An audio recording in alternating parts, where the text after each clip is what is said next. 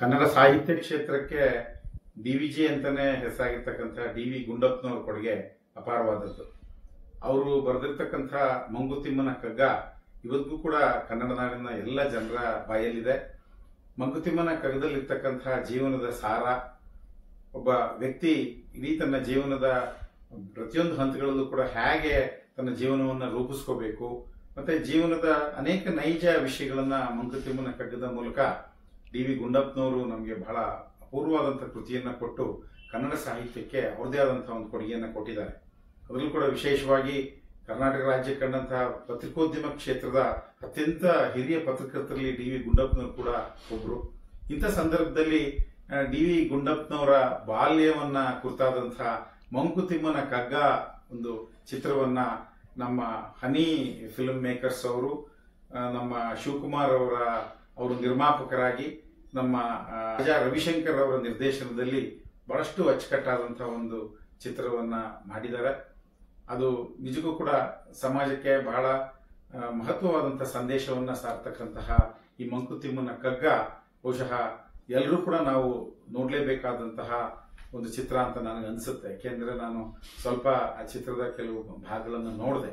ಯಾಕೆಂದ್ರೆ ಮಂಕುತಿಮ್ಮನ ಕಗ್ಗದ ಪ್ರತಿಯೊಂದು ಸಾಲು ಕೂಡ ಅದು ನಮ್ಮ ಜೀವನದಲ್ಲಿ ಅಳವಡಿಸಿಕೊಳ್ಳಬೇಕಾದಂತಹ ನೀತಿ ಮತ್ತೆ ಅನೇಕ ತತ್ವ ಸಂದೇಶಗಳನ್ನು ಹೊಂದಿರತಕ್ಕಂತಹ ಜೀವನದ ಸಾರವನ್ನು ಹೊಂದಿರತಕ್ಕಂತಹ ಈ ಮಂಕುತಿಮ್ಮನ ಕಗ್ಗ. ಹಾಗಾಗಿ ಈ ನಾಡಿಗೆ, ಕನ್ನಡ ನಾಡಿಗೆ ಒಬ್ಬ ಪತ್ರಕರ್ತರಾಗಿ, ಒಬ್ಬ ಕವಿಯಾಗಿ, ಒಬ್ಬ ದೊಡ್ಡ ಲೇಖಕನಾಗಿ ಡಿ.ವಿ. ಗುಂಡಪ್ಪನವರು ಕೊಟ್ಟಿರ್ತಕ್ಕಂತಹ ಅಪಾರವಾದಂತಹ ಕೊಡುಗೆಯನ್ನ ಇವತ್ತು ನಮ್ಮ ಮುಂದಿನ ಪೀಳಿಗೆಗೆ ಪರಿಚಯಿಸುವ ದೃಷ್ಟಿಯಿಂದ ಅವರ ಬಾಲ್ಯವನ್ನ ಆಧರಿಸಿದಂತಹ ಈ ಮಂಕುತಿಮ್ಮನ ಕಗ್ಗ ಚಿತ್ರ ನಿರ್ಮಾಣ ಆಗಿರ್ತಕ್ಕಂಥದ್ದು ಬಹಳ ಸಂತೋಷದ ವಿಷಯ. ಹಾಗಾಗಿ ಯಾಕೆಂದ್ರೆ ಕನ್ನಡ ಚಿತ್ರವನ್ನ ನಿರ್ಮಾಣ ಮಾಡ್ತಕ್ಕಂಥದ್ದು ಬಹಳ ಸಾಹಸದ ಕೆಲಸ. ನನಗಂತೂ ಶಿವಕುಮಾರ್ ಮತ್ತೆ ನಮ್ಮ ರವಿಶಂಕರ್ ಅವರ ಸಾಹಸದ ಬಗ್ಗೆ ನನಗೆ ನಿಜಕ್ಕೂ ಕೂಡ ಬಹಳ ಹೆಮ್ಮೆ ಇದೆ.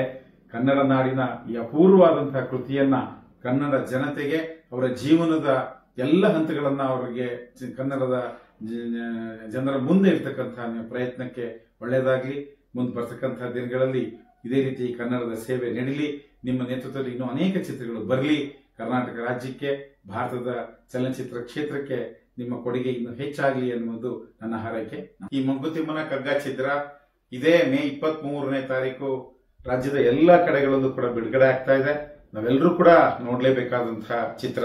ಕನ್ನಡಿಗರಾಗಿ ನಾವು ವಿಶೇಷವಾಗಿ ಕನ್ನಡ ಚಿತ್ರಗಳನ್ನ ಪ್ರೋತ್ಸಾಹ ಮಾಡಿ ಬೆಂಬಲ ಕೊಡ್ತಕ್ಕಂತಹ ನೈತಿಕ ಹೊಣೆಗಾರಿಕೆ ನಮ್ಮೆಲ್ಲರ ಮೇಲಿದೆ.